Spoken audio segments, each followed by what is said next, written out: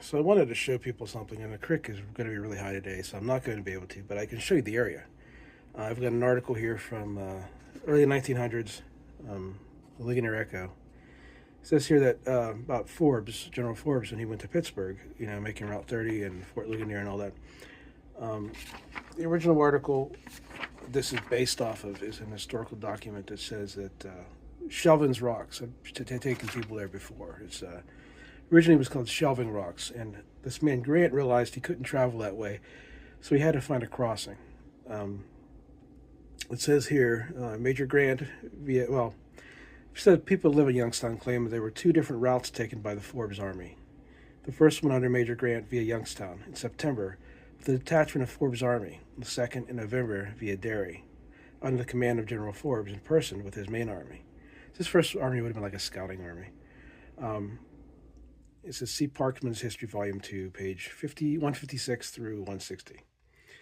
Major Grant started from the Loyalhanna camp on the 12th of September, 1758, at 2 o'clock in the morning, with 37 officers and 813 picked men, the flower of Forbes' army, without camp equipage, and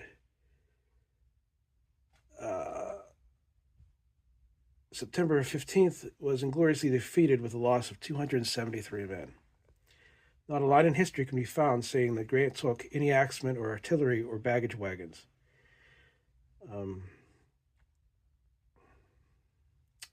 Armhurst letters,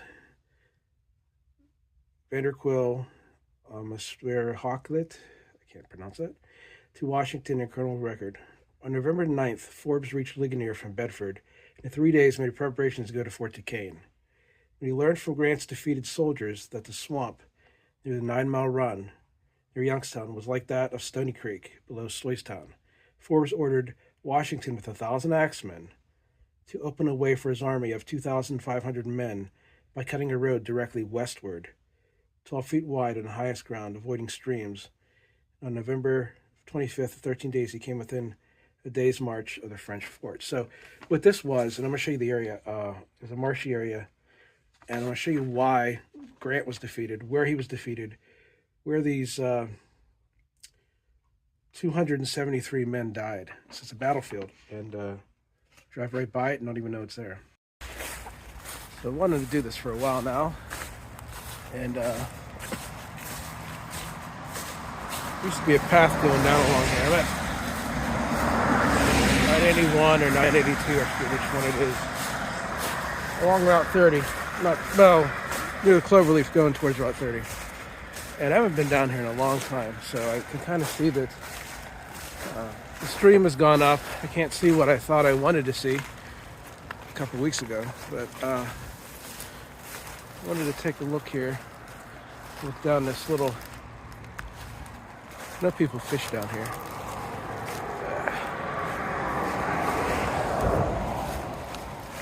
Under this bridge.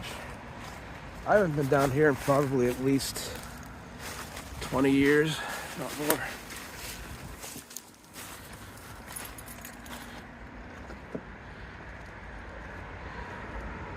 Now, kind of interesting some of the things you find down here.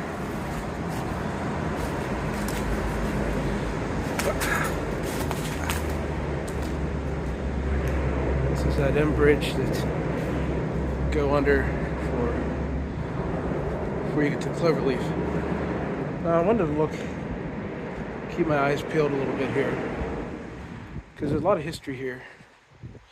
I'm not going to be able to show it off to many people here, because the stream this high. The other day it was at a trickle.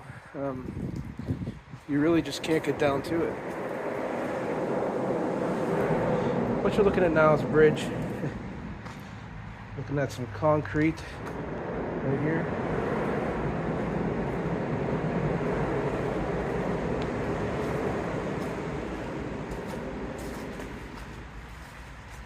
I believe I came in the other side the last time, if I remember correctly. The Loyalhanna is way up now.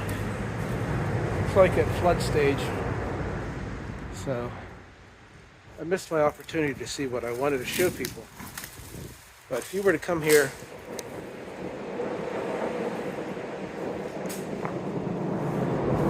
around 1750 or so, you would see something very different than what you're looking at here.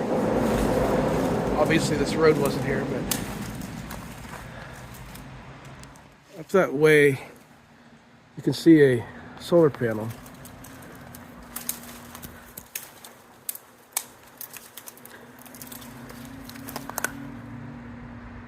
And a mound of grass. Now, that's where the 9 Mile Run comes in. And right there, at that flat area right here, between the Loyal Hannah and the 9 Mile Run. Now they named it the 9 Mile Run because it's 9 miles from where it runs into where Fort Ligonier is. And I did a lot of stream testing in that area back in the 90s. But right in this area, okay, there's a man named Grant. And he was stationed at Fort Ligonier. And he came across the ridge, across this ridge across here, down through. And he set up a little fort here for whatever reason. And I don't have the story with me, but I believe he was killed, or his men were. He was defeated, and the embankments were still there and were removed from the fort right at that area. So if you were to go into this area, you would find a lot of arrowheads, a lot of historical things with Grant's fort that he had right here. And really nobody knows about this, but it was right at where that goes in. And you're not going to find a lot for several reasons, because right here is like some steel dumps all their slag. So anything historical in there, try to look for it. Metal detect, whatever you want to do, you're not going to find it if you can get on the property, if they let you. Right there is the dump now. Well, that's where people take their metal for scrap. They give you money for it. Okay. And you can get a couple bucks here and there for things. But that's, again, torn all out. It's not the way it used to be.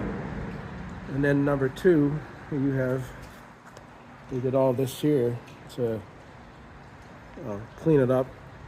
They had diggers in there when we were doing the stream acid mine drainage cleanup, and I can't believe how flooded this is. The other day this was a trickle. Like, you could barely, I could have walked barefoot across this, so much it's gone up. I wanted to get up here, but yesterday we had a big snowstorm.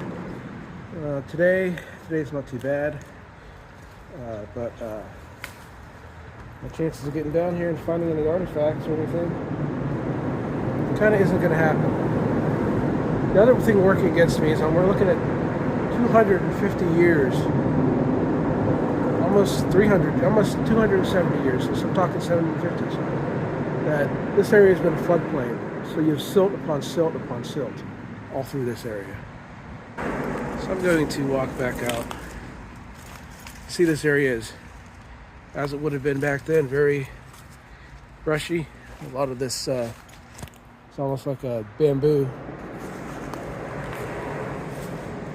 And very sandy. So that's what Grant would have ran into when he was here with his men. He wouldn't have realized that he was right on the banks of a large Lenape settlement. I'm going to look here at the gravel. I know it's kind of pushing my luck, but a friend of mine grew up before the mill was in. He's telling me this was all woods. He used to come through here all the time and find arrowheads and other things. I'm not going to see it here. It's all sand. The encampment was that way. It was downstream. So anything there would have been pushed downstream. But I wanted to, and when it dries, if it gets dry again, I'm going to come back. I'm going to do a little bit of looking. I'm going to give people an idea.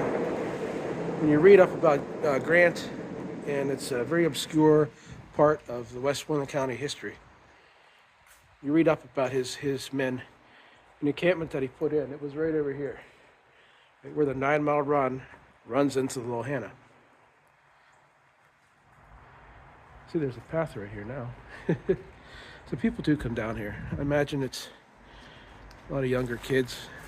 Now, there's a path through here. I'm gonna take a look at it. It's rainy and dewy enough. I should be able to get back through here. find out a little bit more. A lot of kids come back here to party. Yeah, I get a better view here to show you of this area on the 9 Mile Run. So that area there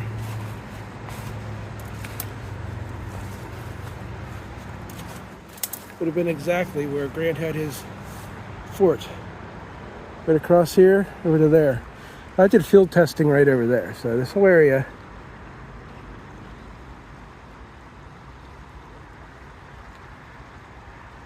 I can't believe how the stream came up in one day. But whatever they're doing there with that solar panel tells me that something's going on over there. I haven't been over there in years, like I said, but I know in this area here, on this side, and on that area there should be a lot of artifacts. Now you're not going to find a lot of the artifacts like you would at Fort Ligonier, because at Fort Ligonier you figure you have the initial fort and the battle, and at least